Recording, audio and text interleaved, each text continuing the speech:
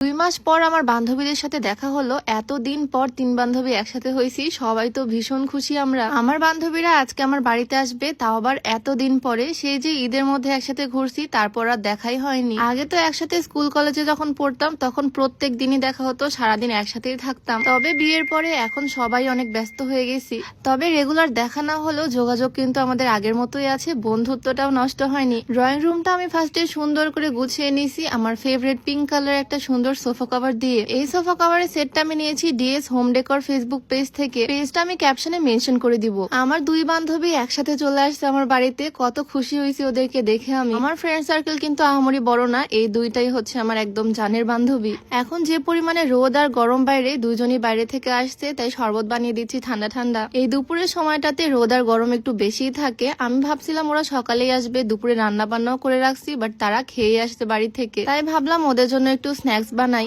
ওদের খুব আফসোস, আমি সবাইকে রান্না করে খাওয়াই, বাট ওরা আসলে ওদেরকে কেন খাওয়াই না।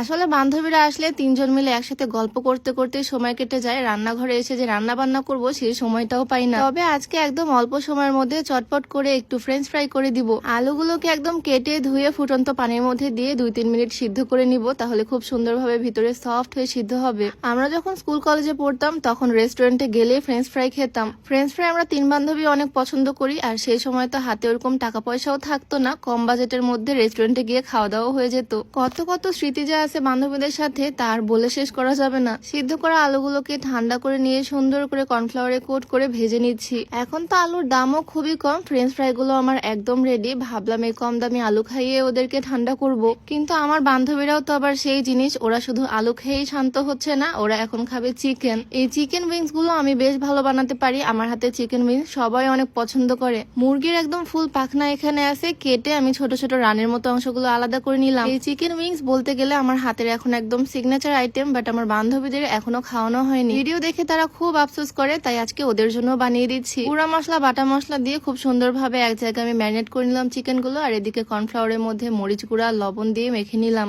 এই উইংস এর রেসিপি এর আগেও তোমাদের সাথে আমি শেয়ার করছি, তাই নতুন করে ডিটেলস বলার কিছুই নাই। আসলে আমার বান্ধবীরা খেতে চাইলো, সেই জন্যই বানিয়ে দেওয়া। এতদিন পর বান্ধবীরা আসছে, এইটুকু আবদারও যদি পূরণ না করতে পারি তাহলে কি হয়। চিকেন গুলোকে সুন্দরভাবে একদম ডিপ ফ্রাই করে নিছি ক্রিস্পি করে। ওরা একদম দুপুরের পরপরই আসছে, এখন খাওয়া দাওয়া করে আমরা বিকালের দিকে আবার ঘুরতেও বের হব, তাই একটু তাড়াতাড়ি করতেছি। যদিও এই রেসিপিটা আমি অনেক তাড়াতাড়ি বানাতে পারি। তেলের মধ্যে রসুন কুচি দেওয়ার পর tomato sauce, chilli sauce, soya sauce, একটু চিনি, একটু চিলি ফ্লেক্স সবকিছু দিয়ে ভালোভাবে মিক্স করে এখন এই ফ্রাই করে রাখা উইংস গুলো দিয়ে দিচ্ছি। সব কাজ শেষ, আমার চিকেন উইংস প্রায় রেডি। আর হ্যাঁ, আজকে আমি যে সুন্দর শাড়িটা পরে আছি, এই সুন্দর শাড়িটা নিয়েছি ফাল্গুন ফেসবুক পেজ থেকে। শাড়ির সাথে আমার হাজবেন্ডের জন্য আছে কম্বিনেশন করা সুন্দর একটা হোয়াইটের মধ্যে পাঞ্জাবি। এই সুন্দর কাপল সেটটা ফাল্গুন ফেসবুক পেজ থেকে নিয়েছি। আরো অনেক রকমের শাড়ি কাপল সেট তোমরা তাদের পেজে পেয়ে যাবা, পেজটা আমি ডিসক্রিপশনে মেনশন করে দিব। তো যাই হোক, এদিকে আমার রান্না একদম কমপ্লিট, একদম শর্ট টাইমের মধ্যেই কিন্তু সেরে ফেলছি সব। দেখতেই কিন্তু দারুণ লোভনীয় লাগে। আমার বান্ধবীদের নাকি দেখেই একদম মুখে পানি চলে আসে যখনই আমি এরকম ভিডিও করি। তাই আজকে সুন্দরভাবে চিকেন উইংস বানিয়ে ওদেরকেই খাওয়াচ্ছি।